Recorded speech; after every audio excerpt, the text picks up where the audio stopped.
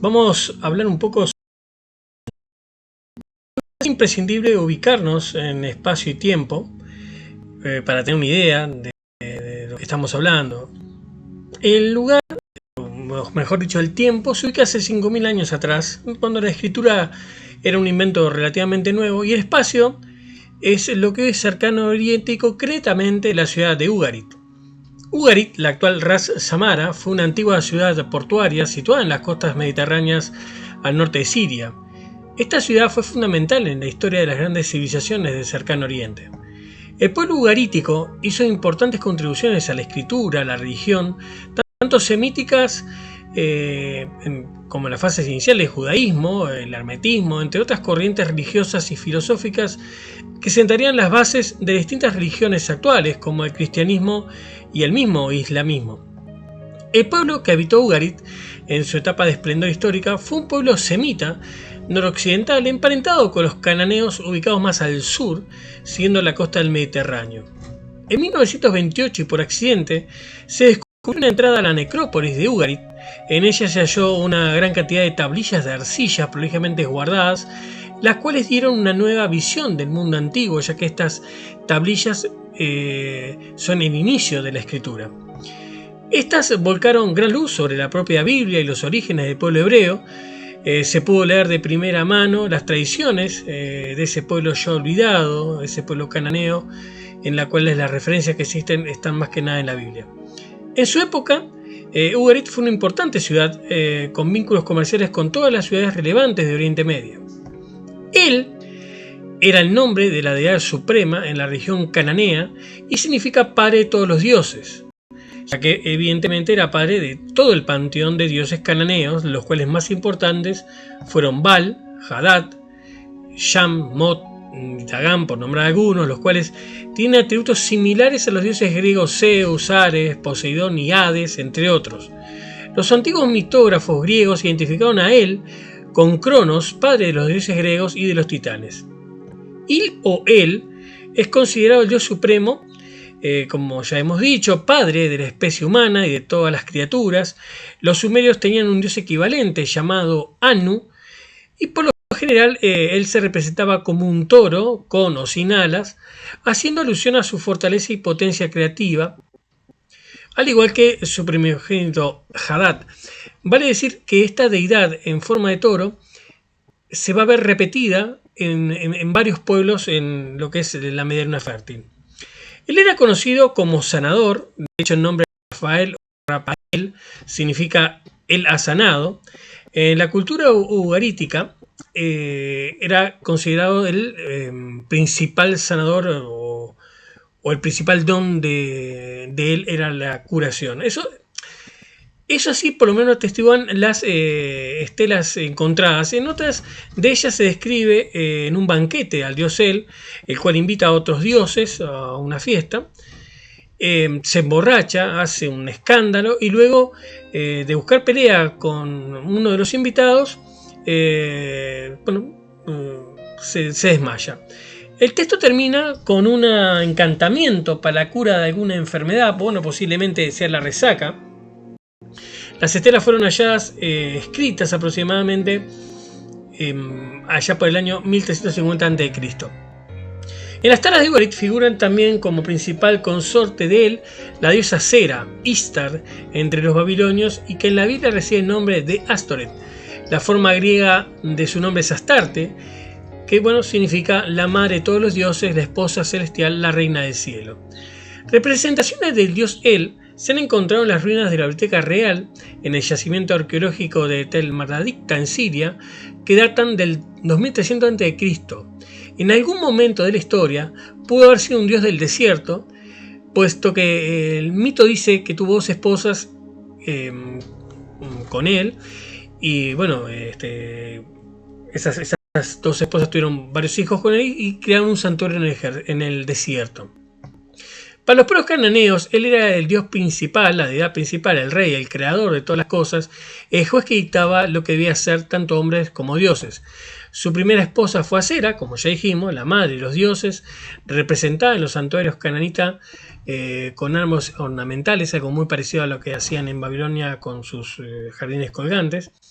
Pero tuvo otra esposa, Anat, diosa de la guerra, hermana de Hadad Bal-Ramán, señor del trueno.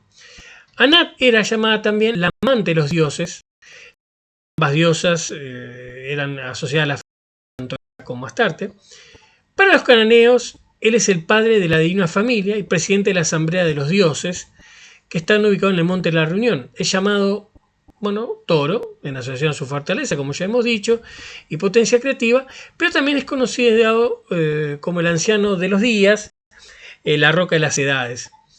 Él es también llamado como Bin Benawat, que significa creador de todas las cosas creadas, que es una redundancia, pero bueno, o como dador de potencia. En las dos inscripciones halladas, curiosamente, él es retratado como un dios distante. Se le nombra como el flujo de los ríos, posiblemente en alusión al Edén, tal como se describe en la Biblia. Aparte de ser llamado el creador, él también era llamado el bondadoso, el compasivo, en todos los mitos ugaríticos. Títulos que aparecen en la Biblia para referirse posteriormente a Yahvé o Jehová. En Canaán, el rey era nombrado siervo de él. Una tradición compartida en la antigüedad, por ejemplo, con los faraones de Egipto, en el caso de Ramsés, que fue engendrado por el dios solar Ra. Los reyes de Israel, también como Omri, mi vida es Yahvé. De esta manera se validaba el derecho de reinar los reyes como ejecutores de la voluntad divina.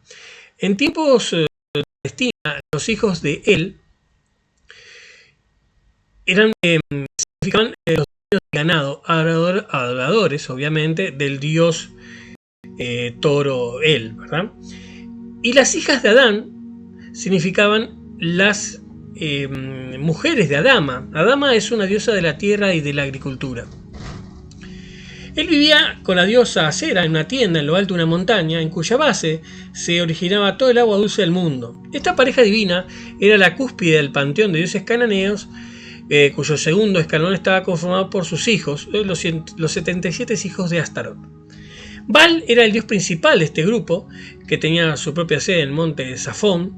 Con el tiempo, Baal se volvió la principal deidad cananita. Él se transformó en el poder ejecutivo, mientras que Baal era el poder militar, por decirlo de alguna manera, ¿no? Debajo de estos 77 dioses había un escalafón comparativamente menor de deidades que eran dedicadas a la industria y al comercio, en fin, y un cuarto escalafón especial para los ángeles, los mensajeros de los dioses. Él y sus hijos componían la asamblea celestial y cada miembro tenía una nación humana bajo su custodia. Él se dividió a las naciones entre sus hijos, como ya hemos dicho. Se representaba él como un patriarca barbado, muy bebedor de vino en festines y con una actitud de soltero. Esto se repite una y otra vez en los mitos de Ugarit. Esto podía aludir a que Dios no habitaba en templos hechos por hombres.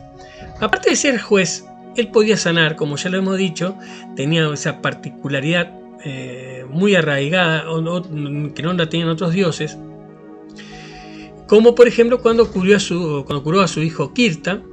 Incluso el dios Baal pide que sane a uno de sus siervos, un tal Danel, que significa él es el juez. Como una familia, como cabeza de una familia numerosa, las estelas rescatan varios nombres de sus parientes. El fuego era una de sus hijas, conocida como la ramera de él. Vaya a saber por qué. Al parecer engendrada en un desliz del dios. Según la mitología ugarítica, él tendría varias amantes, lo que causaba la ira muy lógica de Acera, algo similar a lo que le pasaba a Hera con Zeus. Esta conducta disoluta generó muchos problemas con él, el dios, ¿no?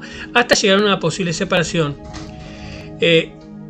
La muerte, el mar y el deseo son los hijos preferidos de él. Se les llama los queridos de él.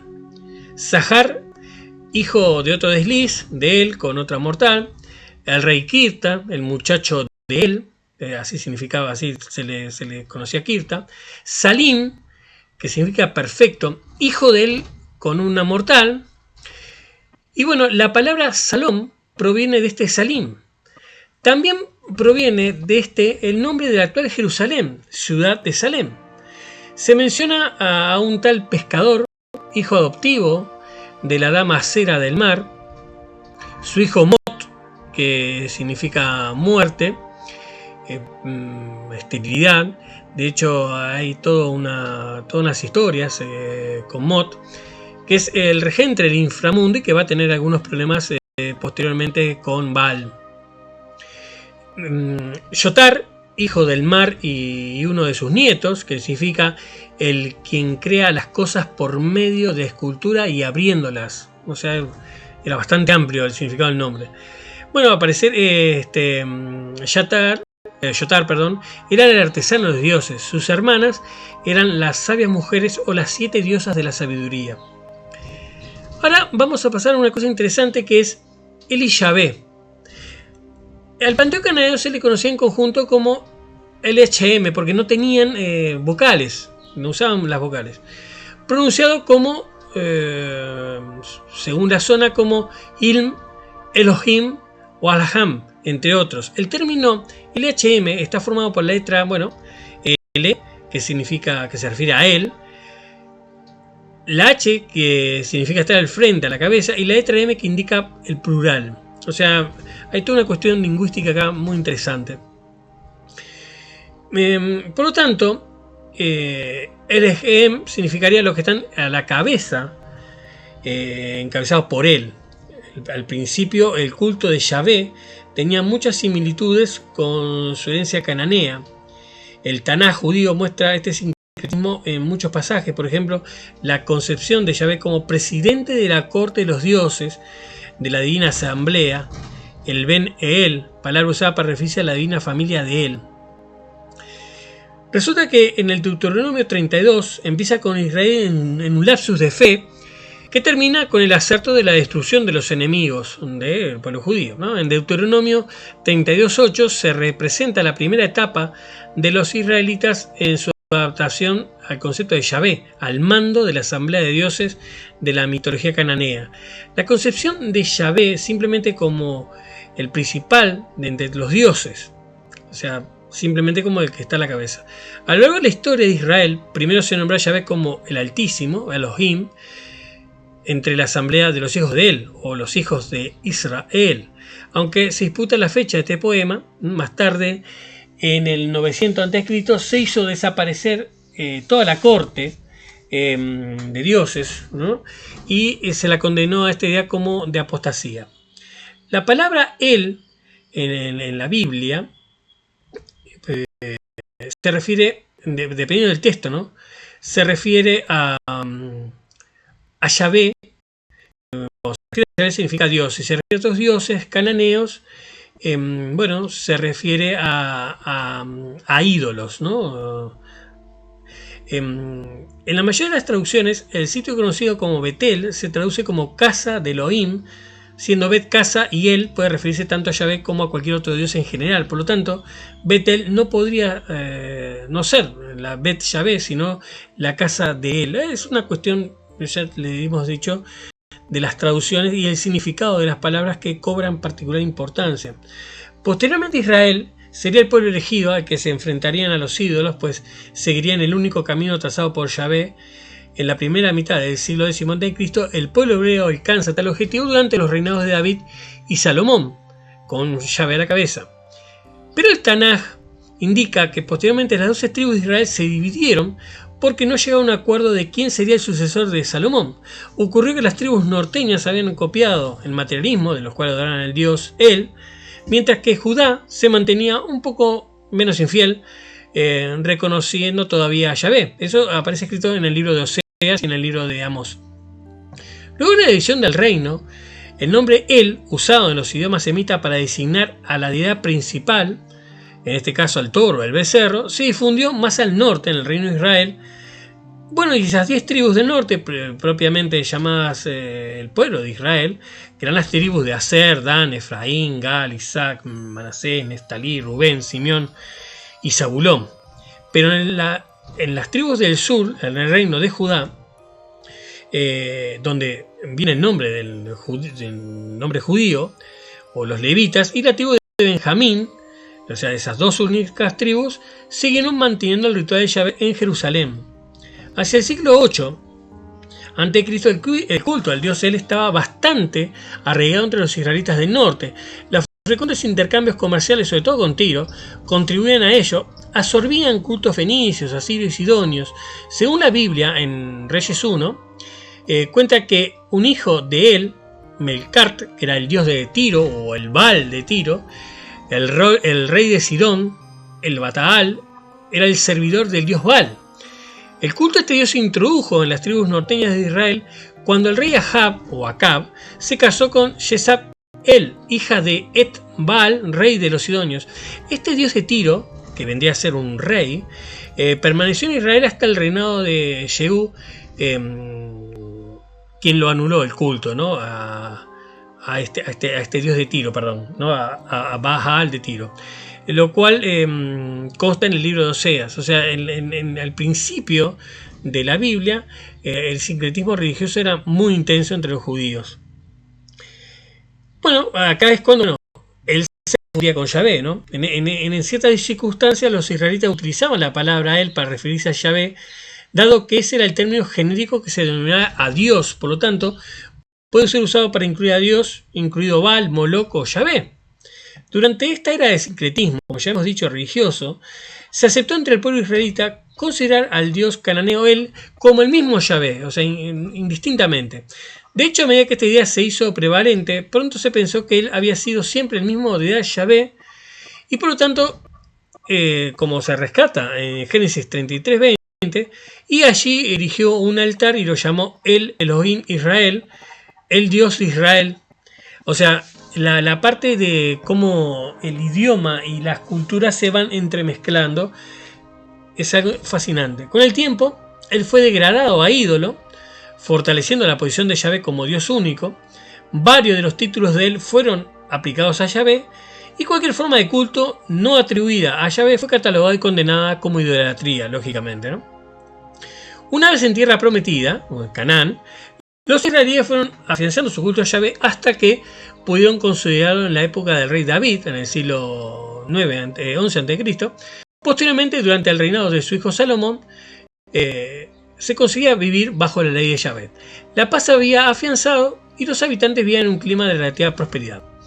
Pero un tiempo después, la mayor parte de las tribus volvieron al culto del becerro toro una vez que falleció Salomón. Al becerro toro él, ¿no? La Biblia refleja que ese episodio pasó lo siguiente. El rey Jeroboam hizo dos becerros de oro. El rey Jeroboam era judío, o sea, era del pueblo de Israel. Hizo dos becerros de oro y le dijo al pueblo: ya habéis subido bastante a Jerusalén, aquí están tus dioses, Israel, lo cual le hicieron subir a la tierra de Egipto. Esto figura en Reyes 12:28.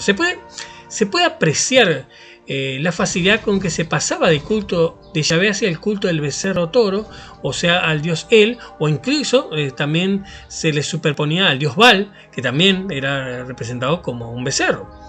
El Tanaj, que es un libro judío, relata que los cananeos no hebreos basaban su vida en el materialismo, en los dioses materiales a los que se rendía culto para obtener bienes y riquezas. Para conseguir dicha riqueza, podía utilizarse el comercio engañoso, lo cual caracterizaba a los pueblos cananeos. La mentira y el saqueo se transformaba en una práctica común. A los pueblos opresores, obviamente, se les iba bien, ya que sentían económicamente satisfechos sin importarles la cantidad que estaban sometiendo. Por eso seguían adorando a él. Entonces, esto genera en el pueblo judío la tentación, obviamente, de adorar a él, dado que, vean lo siguiente, la solidaridad y compasión no eran compatibles con este pensamiento, obviamente, ¿no? Lo que previamente hemos dicho. De allí que el culto del becerro, el cual representaba al dios El, un dios bondadoso y que permitía, ¿no?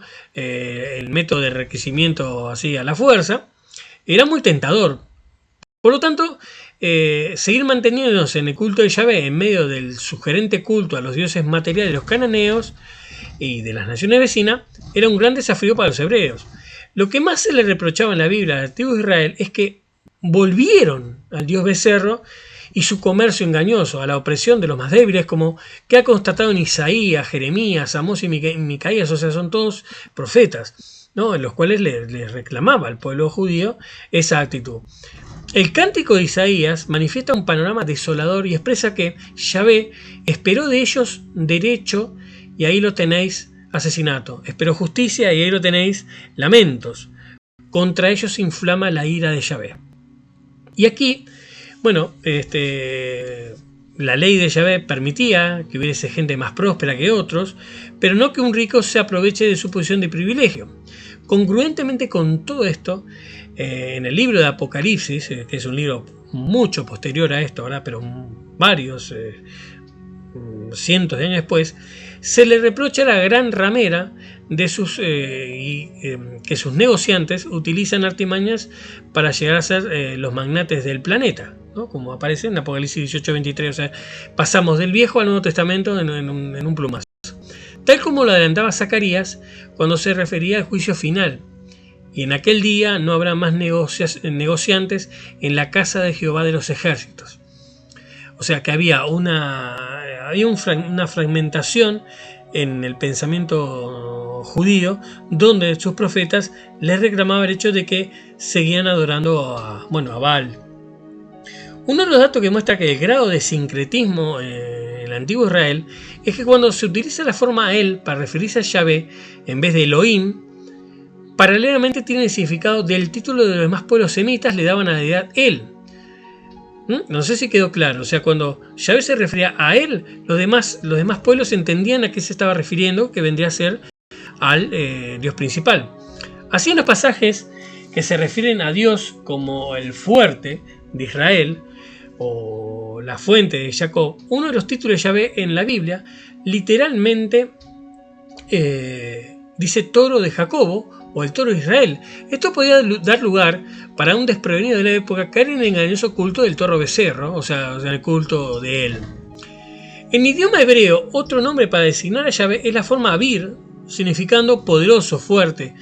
La forma para los demás es Abi, del mismo significado, incluyendo la palabra toro, nombre del cual se referían a él. Así que para referirse a Yahvé se utiliza Abir, y para los demás Abir con doble B. Como en el caso de los fuertes toros de Basán, otros escritos simplemente lo traducen de manera literal como dioses. La gran variedad de nombres de dioses que pueden leerse en la Torá, que son los primeros 5 libros de la Biblia, el Tanaj incluye estos 5 libros más otros. Algunos autores plantean la teoría que originalmente los pueblos semíticos se agrupaban bajo la denominación de hebreos, que tenían creencias politeístas que progresivamente fueron perdiendo y adaptando hacia el monoteísmo durante la época previa de las primeras ediciones que conformarían la Torá. La influencia de él es increíble, ¿no?, porque todos los nombres como Ismael, Miguel, Israel y demás eran una forma teofórica, es decir, los sufijos elementos il, ilu o el representan un nombre divino, en este caso el supremo nombre de Dios, Él. He aquí algunos ejemplos, por ejemplo, Daniel, el juicio de Dios; Emanuel, Dios está con nosotros; Ezequiel, Él fortalecerá; Gabriel, Dios es mi fuerza; Azrael, quien a Dios ayuda; Ariel, altar de Dios o león de Dios; Rafael, Dios sana o medicina de Dios.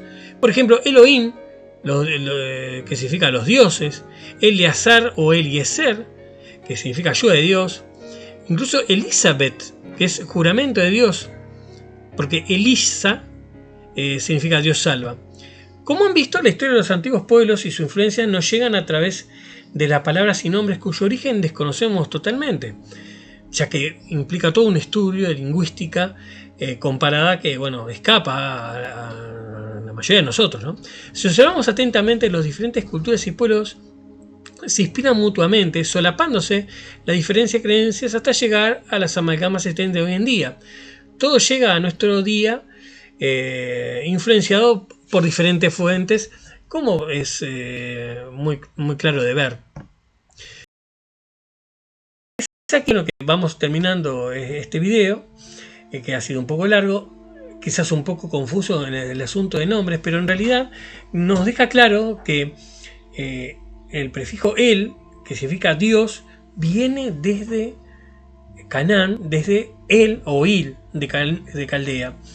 Y estos sincretismos, no piensen que terminó en la antigüedad, se siguen viendo hoy en día muy evidentemente, por ejemplo, en Umbanda, donde hay un sincretismo, una mezcla de religiones, y bueno, uno puede rastrear al correr de todas las civilizaciones y va a haber sincretismos religiosos, superposiciones de dioses, superposiciones de días, según dependiendo el conquistador que tomaba y cuán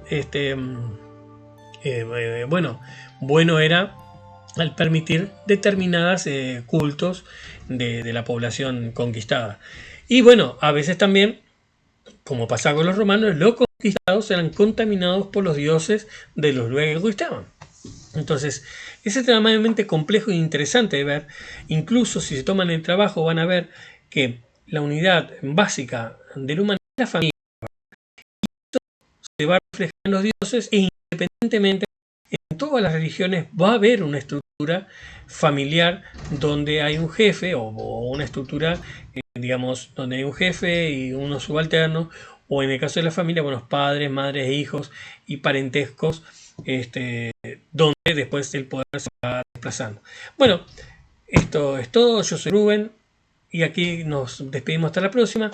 Lamentablemente estamos muy espaciados en los videos, bueno, a causa del aumento de trabajo cotidiano, lo cual roba tiempo para crear videos nuevos, así que ténganos paciencia y esperamos que les guste, y pueden ir a nuestro sitio web, que es www.montevideotarot.com.uy, que ahí van a tener la revista y bueno, pueden hacer preguntas, consultarnos, en fin, lo que quieran pertinente. Así que nos vemos a la próxima.